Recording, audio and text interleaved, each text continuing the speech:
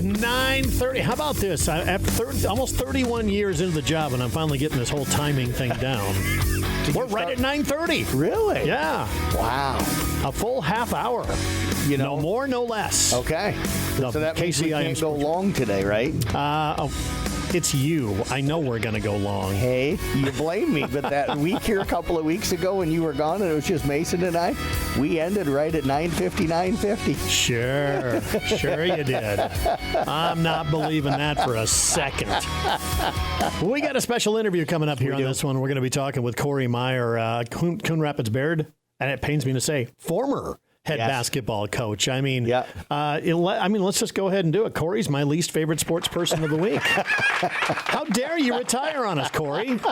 I mean, come on. It's only been 19 years. Yeah. 19 years of dealing with me. I do feel for him. Yes. That I don't blame him for retiring there. So, but what a career. You knew when you first met Corey that the dude had something about him, that just was going to make him a good coach. He was so relatable to the kids. Well, first of all, he was close to their age when he started because he's still only in his 40s. Yes. But he's got 19 years on the bench. So, but he's always been that same guy through the 19 years. Always super relatable for the kids. I've never heard a bad thing about Corey Meyer ever. Nope. Hard working. And he during the interview, he's going to talk a little bit about all of the hours it takes for coaches. Yeah. And just the fact that it was wearing on him. He wanted to do some other things, and I don't blame him one bit. I don't either. I love the fact that he left the door open of maybe returning to the bench someday. Hopefully this is just a year or two of kind of, getting that energy and getting, recharged a little bit. Perfect way to put it. Yeah. And stuff, because he's going to be missed. I told a volleyball coach that retired, maybe about a decade ago now that, I completely understood why they were retiring, but I also felt that the game of volleyball in the state got hurt because they were no longer going to be on the bench. I feel that same way kind of with Corey. He just makes the game better because of the way he does the job. And it's not just us. Right. He has respect from all the other coaches that he coaches against as well. Yep, absolutely. You hear it from a lot of the coaches. I mean, I know I talked to Tim Bell not that long ago, the former, Hall of Fame coach at Arweva for boys, and he has a lot of respect for the way Corey went about doing the job and stuff. And, Tim's one of those guys that I played against his teams when I was in high school. I just have the utmost respect for Tim and those kind of guys. So when they speak, I listen, and stuff because they know what they're talking about. There was, when you coach small town basketball, you're never going to have dominant teams year in, year out. You're going to have those down cycles. Yep. It's how your team plays in those cycles when you don't have the most talent. That is the most telling, I think, of a good head coach. And when you play Coon Rapids Baird or Arweva or other those teams, they played hard. Yes. Yeah, they gave you great energy all the time, and that's how he ended up winning 246 games in his 19 years. 246 and 190 became the all-time winningest coach in Coon Rapids Baird history and stuff back in 2022 when they knocked off Glidden Ralston, passing Travis Castle and stuff, and then got his 200th win in 2023 when they beat Booyer Valley. And what a way to do it. They won at 71-33. Wow. That's crazy. He's going to be hanging it up at this one, but I'll give him one thing. The dude looks really good with our toilet trophy. He does. Doesn't he? Yeah, he took a picture, and everybody he will just looks so natural holding that trophy. We may retire that trophy with him. We're thinking about retiring that trophy with him. Yeah, you're going to get to keep that one, Corey. You're going to get to keep that one. We'll find something else. I'm not sure what else we can come up with that's worse than a toilet trophy sitting on your desk. Yes. But, we'll think of something. Yeah, he does. He's not going to be leaving the school or anything like that. Right. And he's so busy with other activities with kids. I mean, he wants kids to have the best opportunities growing up, and you can't argue with that. Yeah. I mean, he officiates umpires softball. I could see him becoming a basketball ref. I could stay around the game and stay active and help kids and all that kind of stuff. I could see him doing that. So. I want him to be a referee for a Tim Bell coached game. Oh, yeah. Can we get that? Tim, come back out of retirement. Yes. We want to see that going on. So, yeah, just some final thoughts about Corey before we jump into the interview here. I mean, he was just a terrific guy to work with and very complimentary. The players, they all stay in touch with him. They do. It seems like. They do. Yeah. I mean, I ran into Michael Schwink not that long ago at an event down there, and he's still close with Corey, and he played on that 2010 team. And I just know that, that as I said, you'll hear it in the interview, I just feel like coaches that build those bonds where kids, even 30 years after they're gone, still respect them enough to come and talk to them. Those are the ones that did it the right way. Yeah. And by the way, we're not going to talk about the local sports because, man, it's just windblown out there. Yeah. I'm a little shocked you guys aren't coming in just with concussions about being just beaten by the wind. Almost got blown over doing an interview last night at the track meet. So I literally stumbled to the side, and so did the kids that I was interviewing. There was a 51-mile-per-hour gust at just about 6:15-ish. That was it. That was definitely the one. Yeah. All right, we're going to jump into the interview with Corey Meyer here coming up next on KCIM Sports Rewind. As the athletes at your house prepare for hard work and fun of the season, remember that St. Anthony Rehab Services provides physical therapy for any sports injury that may sideline your member of the team. Sports injuries can plague kids of all ages and keep them from playing the sport they love. Athletes will be under the direct supervision of a certified and licensed healthcare professional in the newly renovated sports performance facility. If an injury is keeping your athlete out of the game, call St. Anthony Rehabilitation Services at 794-5000 for sports injury and treatment rehab. Welcome back, KCIM Sports Rewind. We are incredibly happy to be joined by one of our outgoing coaches. We're not happy that he's outgoing, Jeff, right. but we're extremely happy that he had 19 great years here in our area, coaching boys basketball in Coon Rapids Baird. We're talking Corey Meyer, and truly, one of the coaches you really probably got to be closest to. Yeah, I consider Corey a good friend. I love the way his teams compete and the way he coaches and just the type of person that he is. I think that he's in it for the right reason. He's in it for the kids and just did a tremendous job. And I'm glad for 19 years that I got to work with him. I was hoping I could get about 6 or 7 more, but I'm hoping I can pull him into the radio side of things. There you go. Always looking for that angle, aren't you? Yes. We've said nothing but glowing things so far. So, Corey, I don't know why we're doing this interview, right? No kidding. Keep talking. Let's go. 19 years, Corey. What made you decide now is the time to hang it up?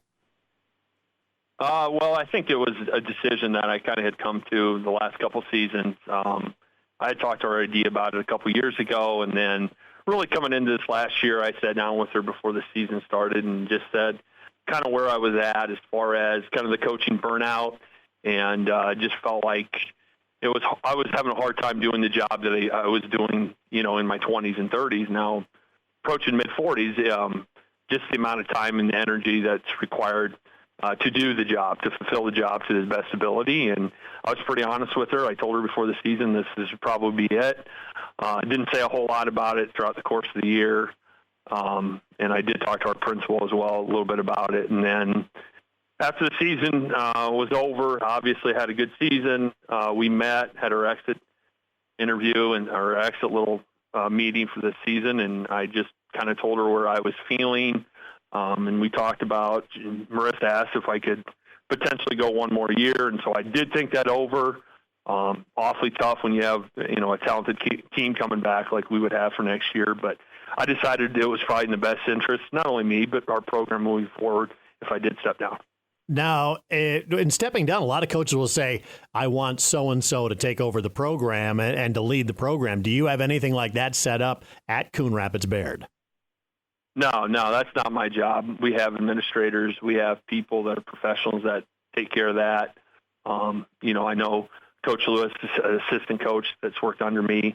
He's going to have an opportunity at least to interview for the position. And I know there's a couple outside people that are interested. So, again, that's their job, not me. I can certainly help anybody, and I'll make the transition as smooth as possible, but that's not on me.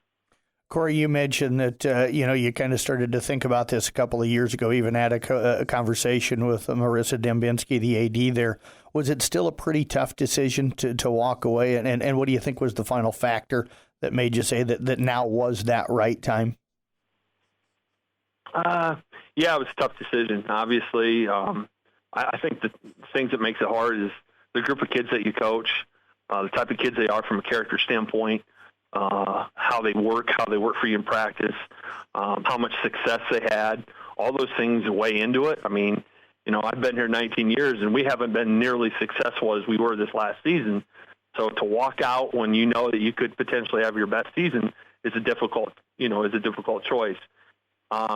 The thing that got to me is just the hours, the amount of time that I was spending. And if you're not in it, you don't understand. But if you've been in coaching long enough, you understand. Like game nights or game days are tough. Those are 15, 16 hours. You're going home at 9:30, 10. You're doing stats. You're doing film. You get to bed at 1 o'clock. You're up at 6 the next morning for school. And you got to teach all day. And so after this season and those experiences, it was like, for me, it was just the decision was, this is too much for me at this point in my life, and I'm going to give it up to somebody that can do a better job or somebody that can manage time maybe a little bit better than me.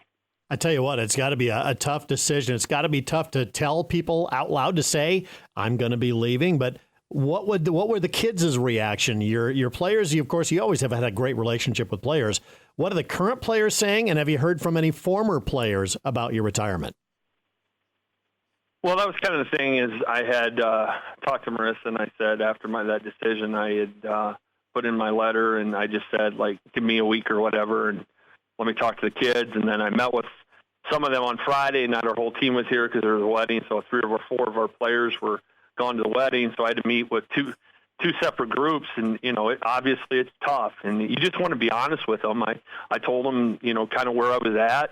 They understood. A couple of those kids got emotional, like you would expect, and to me, it's kind of an emotional thing because it's been part of my life since I've moved here. Right, I've been here 19 years, and I've coached basketball 19 years. It's just been the landscape of what you've been doing. So, kids know, like, I had the best interest in mind. It wasn't like I was quitting on them.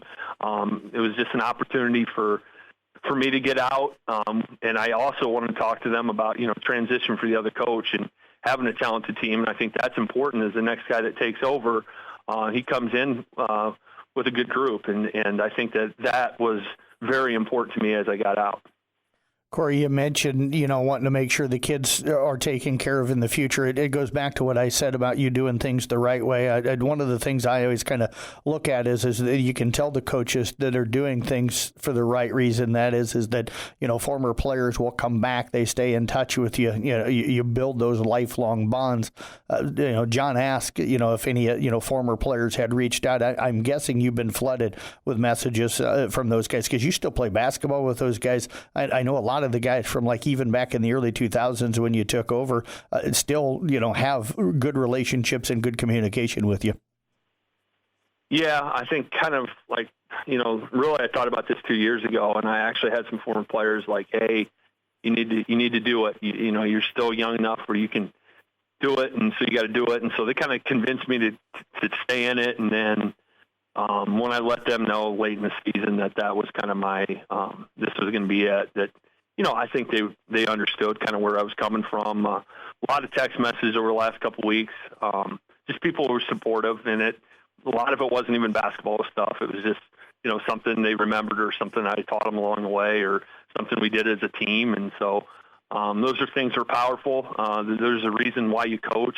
I think a lot of us, we'd love to win state championships, but let's be realistic, in small-town Iowa, that probably is not going to happen very often. And so player relationships are very important. You got to find ways to connect with kids, and you got to get kids to play hard, and I think that's what we've tried to do over the last 19 years.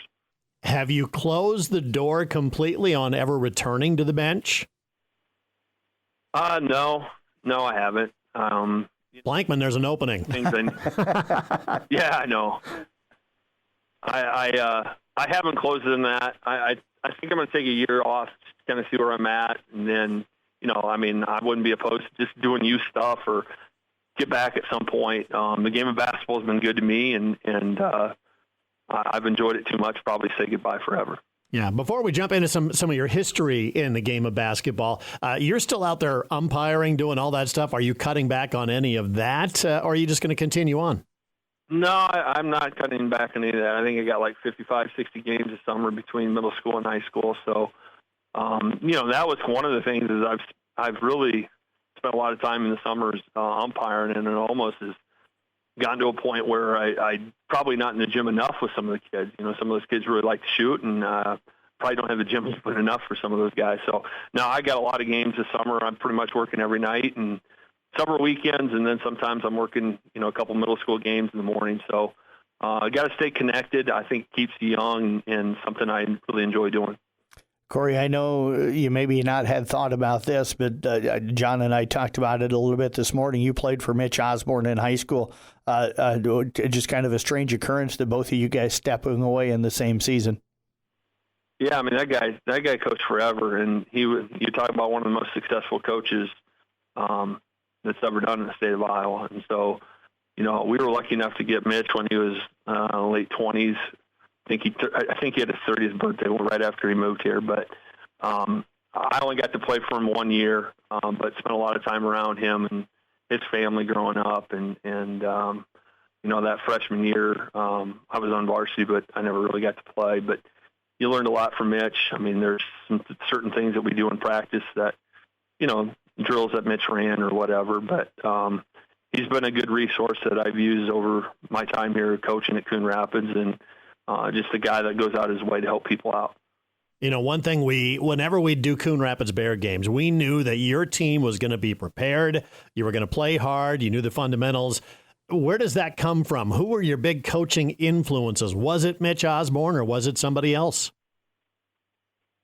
I think a lot of that just gets established throughout time. And, you try to read and you try to watch as many coaching videos and you try to, reach as many. You got a lot of mentors out there. Doug Newton, the old Elkhorn Ira coach, was, one of those mentors that I really looked up to, asked a lot of questions to, called him, complaining at 10 o'clock at night, talked to him through a lot of X's and O's stuff.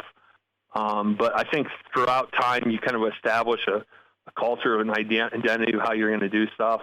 And for us, it was simply play harder, play really, really good defense, and don't turn the ball over.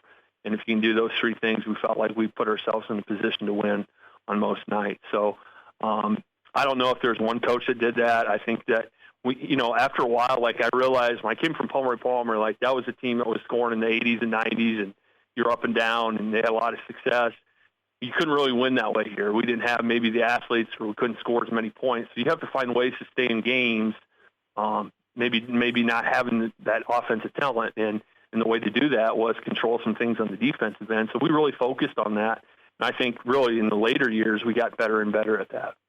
I was just going to ask you on that, Coach, where your defensive mindset came from, because where you played, it's not that you guys didn't defend, but you were known more as an offense, the school was anyway, as an offensive player. So how did you go ahead and develop that? I mean, watching film and talking to coaches is probably a part of that.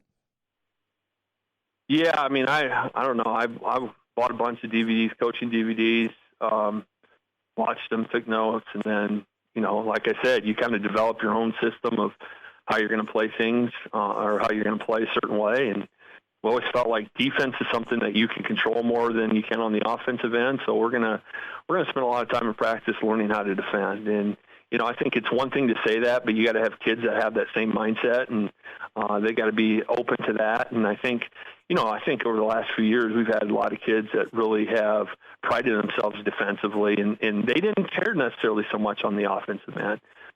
It helps, though, when you have somebody like Cal Hayden or a Ben Obert or some of these players that are really good offensively, but we've kind of hung our hat defensively, and our kids have just really bought into that. What was it about Coon Rapids Baird that made you stay for 19 years, and you're going to continue to stay there? Because I'm sure you had opportunities to move on. I'm sure other programs wanted to talk to you about their basketball coaching positions, but what made you stay at Coon Rapids Baird? Just relationships with players, probably. Small town. I'm from a small town. And I love the small town. I can't imagine living in a city. And, we've talked about this before. Like, once you get to know kids and once you develop relationships with kids, it doesn't matter where you coach. It's why you coach, right? And there's a saying about that. And you got to do the best you can no matter where you're at. And I thought that's what we've tried to establish while we've been here. Certainly I did go a couple times to interview and had a couple job offers, and then I've decided to come back. And now I got a couple nieces around here, and so I spent a lot of my time taking those girls down to the park every night after school. So Coon Rapids has felt like home to me. I've lived half my life here now, and so it's a great place, great town, great community. Supportive parents, probably another thing that we haven't talked about. Like you hear some of the horror stories of some of these small towns or some of these coaches that have issues with parents. And in my 19 years, I think there's been a couple parents that have made phone calls to me, and so they've trusted you, they've allowed you to coach their kids, and they've allowed your kids to be coached hard at times, and that's a lot of respect to the parents in the community. Yeah, again, Jeff, you and I have talked countless times, even on Rewind here, about the amount of grief that coaches take and the amount of time they spend putting into their craft and into their sport. It's really not fair. I mean, for a lot of them. Yeah, no, and hopefully Corey talking about it a little bit here, and maybe some other coaches that are stepping away as well. Talking about it will kind of, let parents kind of realize, what they're having to go through every single day. But Corey, I do want to talk to you about your guys' state run into the 2009-2010 season. You talk about where the program's at now. You guys were able to get to state, a few years ago and stuff. So that had to be kind of a special memory to have. Yeah, I think that's the one thing I'm going to say. Like, I think in high school sports, you're almost judge whether you're successful, whether or not you made the state tournament. And I think that's wrong. And I think that's wrong for several reasons. But number one, there's 145 or 150 teams in 1A. And so you got to finish in the top 8 of 150 teams. You got to have a little luck along the way. And I think that's what happened in 2010 is we had a little bit of luck, and we had guys that played well together. We got hot as the season went along. I think we had won like 7 of our last 8. Going into postseason, and then there was an upset along the way. A team that we thought we were going to have to play, we didn't actually have to play them. And then we ended up playing. I think it was Rockwell City in the district final, and one of their players sprained their ankle the game before, and he ended up not playing. And so you got to have a lot of things that stack up along your way to do that. But it was a tremendous group. I mean, just a group of kids that worked really hard. They loved the game of basketball. The Michael Schwanks, the Jake Esdors, the Gage Reese, Daniel Johnston, Jacob Hagan, Jake Stoffers, Tyler Bakey were our 7-man rotation. And those kids just had a lot of fun, very connected group. I think that's the one thing I would say about it is, that probably weren't the most talented team that I've ever coached, but they were the most connected. And they did a lot of stuff off the court together. And when it came to game time, they were ready to go. One thing we've had here in this area is some really good basketball coaches. You developed a little bit of a friendly rivalry with a number of them. Talk about that a bit and who you just love to play against their teams. Well, I think throughout time it's changed a little bit. I think, the last few years against ACGC has kind of become a rivalry game for us. Like both teams have been pretty good. They play in a different conference than us, so some of our opponents not similar, and so we always played them late in the season, and we've split a lot of those games. They got us in the district final game a couple years ago, but they've had some really good athletes, and they're a very talented program. Audubon, the little that we've played them in some district basketball game a couple years ago, and then we've been playing them to start the season. That's kind of turned into a fun rivalry game. Glidden, when I first got here, was kind of a rivalry game. Luckily, we've won quite a few of those games over the past few years, and so that's been a good rivalry game. Anytime you play Coach Wagner at KCIM Manning, always a fun game. He's kicked my butt about every year, and so we finally were able to get him this year. That's a good feeling because I think there's been 2 or 3 games that we've played in my tenure since I've been here that we've had, games kind of slip out of our lead. And so the utmost respect for Coach Wagner and what he does over there. And then, Woodbine, I think, has kind of been our conference rival over here the last few years. And they just have really, really good athletes as well as our WEVA. And so some of those, those conference teams that you really look forward to, when you play against our WEVA, it's going to be a physical game and Coach is going to have his team ready to go. Corey, it's fun for me because I know the respect that Coach Bell and Coach Wagner and even Coach Wilkin at Arweva have with you right now, and Doug Newton, who's a great guy down at Exira and Gimbledon as well. What's it like with coaches that you kind of get along with, kind of that banter on the sidelines during the games? Because you guys are probably having a little fun with each other, but there's that competitive banter as well. Yeah, and I think that's one of the things I thought about this weekend is like how much I'm going to miss those connections and those relationships I have with coaches. And whether those are just simple text messages or, checking in on them after a tough loss or whatever it might be, you develop pretty good relationship with them because they're going through the same stuff as you. They know those long days are grueling sometimes, and it was part of our job is make sure that, things are going well for them. And so you do spend a lot of time talking to those guys. A lot of those guys, like when we played that sub-state game, we had a lot of those area coaches come up and support us when we played Woodbine. That means a lot, and that tells us a lot about the character of those types of coaches. So as far as when the game is going, obviously we're all competitive and we want to try to win. But after the game's over, you shake their hand and you move on. When is it really going to sink in that you're not going to be coaching anymore? You're not going to be the head coach. Has that begun to sink in yet, or is it going to be when you get ready for practice next fall?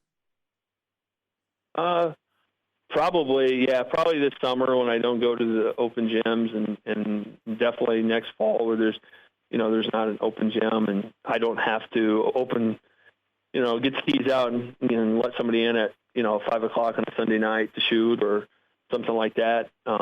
But then, once the season starts, I'm certainly going to miss a lot of it. I'm going to miss the practices, and I'm going to miss the games, all those things. So it'll probably hit me, next winter for sure.